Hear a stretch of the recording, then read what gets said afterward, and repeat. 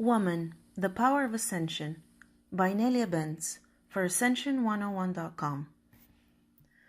Last week, I found myself in a rather painful place. For the previous month, I had been getting very acute pain in my lower back at the level of the sacral chakra. Waking up like this, I would lie down, meditate, allow the pain to grow and engulf me, express to me, and the pain would pass or sometimes be bearable. At times, it would disappear, almost like nothing ever happened. Then, last Thursday, June 24th, 2010, I woke up with the same pain.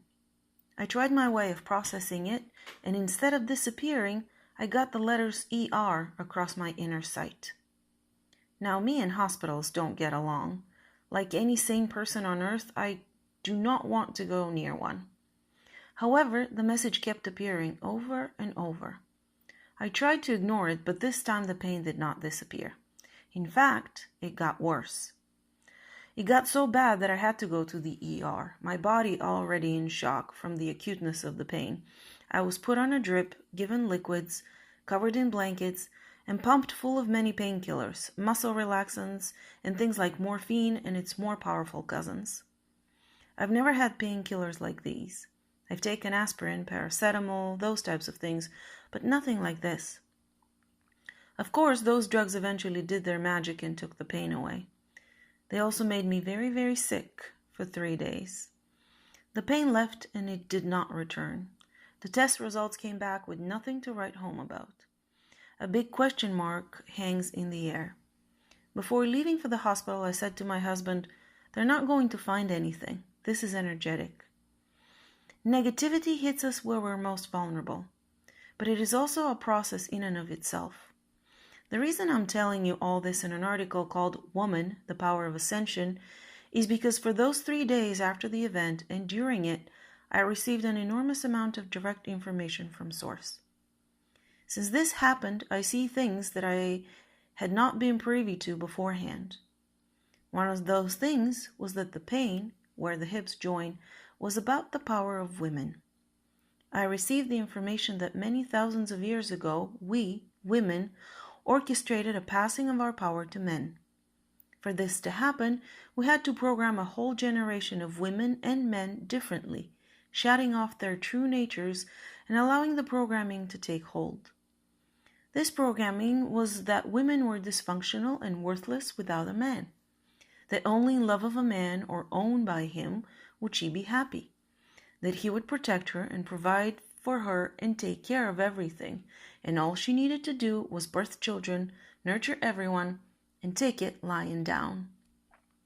Why on earth would we do that? I wondered. The response came a few days later. Then more information arrived, this time that it is time to take the power back from men, that we are the true holder of power, ability to do, ability to be, ability to create. The why came in the form of a video on the internet interviewing a woman who has looked into this topic. The woman explained in this interview that the reason the power was given over was for men to learn to have power, and for women to learn about men having power, and, I think, about women not having power. As it often happens, my information was not only validated in others, but it was expanded. Another thing that happened was that I received a vision of many women, elders, around me, and they were laying what looked like white sheets on me all around my body. As they held their hands out and I stood up and walked with them, I clearly saw a diamond-like shape between the crown and the brow chakra.